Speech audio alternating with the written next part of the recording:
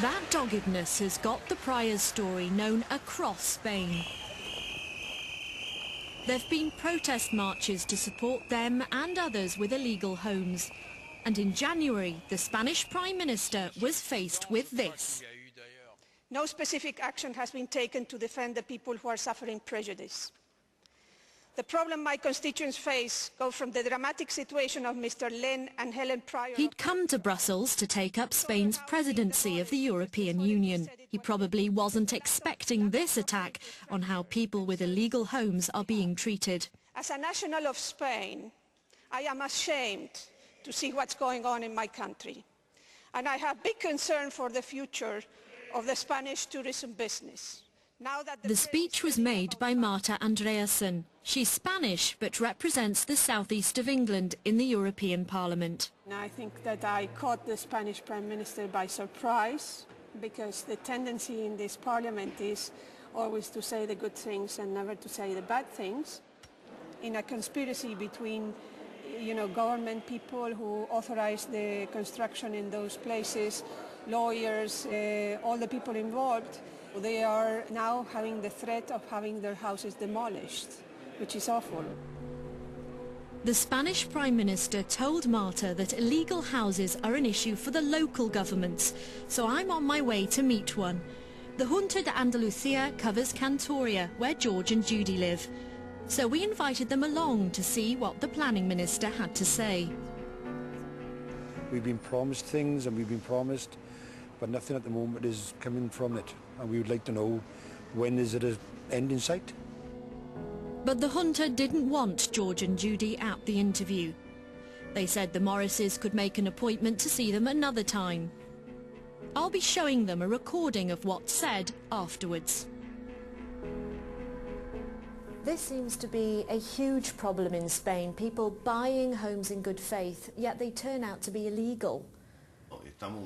We are very happy that people from your country and others in Europe choose to live here in Spain. We want them to be able to enjoy homes with guaranteed quality, just like any other home in any other part of Europe. That's what the Spanish government wants, it's what we want, and what we're working towards. What do you feel about a 21st century Spain where people like the Morrises are living without mains electricity and mains water? It's very simple.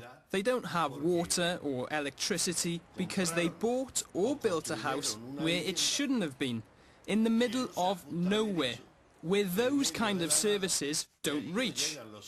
How can they, in the middle of nowhere? Senor Caparros wouldn't rule out more demolitions, but said it wouldn't be happening to the whole 5,000 or 6,000 illegal houses under his control. He denied the whole system was a disaster. There is no disaster. The disaster is people who bought the houses that didn't comply with the rules. The disaster is the town halls that have given planning permission on the fringes of legality. But on the Junta de Andalucia's part, there is no disaster. Quite the opposite. We are making them follow the letter of the law so we can guarantee the rights of these homeowners. That's what we're working to try and achieve. To guarantee the rights of homeowners that have been deceived and to resolve their problems.